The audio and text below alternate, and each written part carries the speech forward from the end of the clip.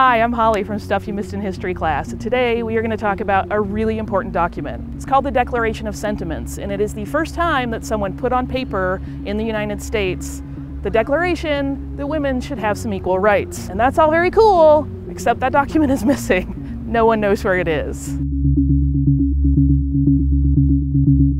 So here's the big question right out of the gate. What compelled you to go looking for the Declaration of Sentiments in the first place? Right, so there's this amazing Churchill quote, which is, the further back you can look, the farther forward you will see. And so as U.S. Chief Technology Officer, I'm trying to help us with the future, with economy, with empowering Americans, and all the things that it takes to unlock the potential of all American people and people around the world to do their thing. And one of the things that's interesting is to look at the challenges that we've had in coming to the table, in this case, women's rights, and the challenges women face, especially in science, technology, engineering, math.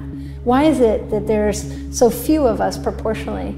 And yet if you look into history, you find astonishing things, like Grace Hopper, the Rear Admiral in the Navy who invented coding languages. The idea of a translator or a compiler that takes this machine code from your Englishy Java or whatever it is. So she's the creator of that. She's an Edison-level American. Why doesn't everyone know her name?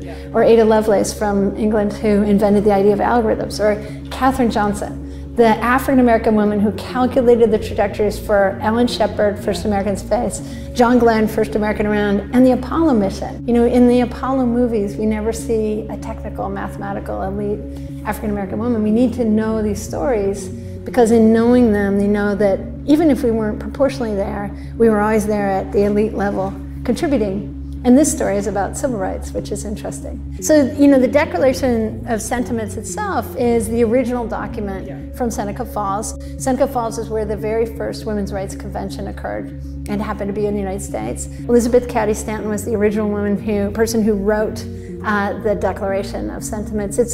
It's written based on the Declaration of Independence. So it says we hold these truths to be self-evident, that all men and women are created equal, and then it gets into the sentiments. So the sentiments themselves are striking, and when the Washington Post covered our treasure hunt, they pulled some of the sentiments. One of them, they noted, was very much about equal pay, which we struggle with today. You know, 79% and around the world for their challenges. So you kind of look at Elizabeth Cady Stanton wanted to go to university. She wasn't allowed. So, you know, it's asking for rights to go to school, which is not unlike Malala Yousafzai. So we have the same reality. If you look at each of the sentiments, you could kind of almost redline them and say, how are we in the United States? How are we in different countries? Well, and it's interesting that you talk about the find, because your team has come up with a really ingenious way to both leverage social media and engage the public in their own sort of efforts to help find it. Can you talk a little bit about this amazing project? Yeah, so as I was working with the archivist, I mentioned this to one of my colleagues here, Lindsay Holst, who works in the Office of Digital Strategy for the President, and she and I had already collaborated on something called the Untold Stories. So we had done that work, and I mentioned this to Lindsay, and she's like, we need a treasure hunt. And so we launched this treasure hunt in kind of a Nicolas Cage style to see if we could engage everyone. Yeah, so hashtag find the sentiments on Twitter, and then whitehouse.gov, find the sentiments with dashes between, or just search and find us. So speaking of goals, when all of this is said and done, when you guys decide it's time to wrap the Declaration of Sentiments search, whether we found it or not, like, what do you really hope that people can take away from this having happened? I think that we want, even if we can't find the physical document, we want the concept and the knowledge of the document and knowledge of its content. So many people, if you mention Seneca Falls, they maybe have heard of it. You know, President Obama often says, from Seneca Falls to Selma to Stonewall, that all of us are created equal, is the star that guides us still. Just as it guided our forebears through Seneca Falls and Selma and Stonewall. You know, talking about the different moments, you know, whether it's from Philadelphia and independence all the way through these moments in our country where we come to work on our equality and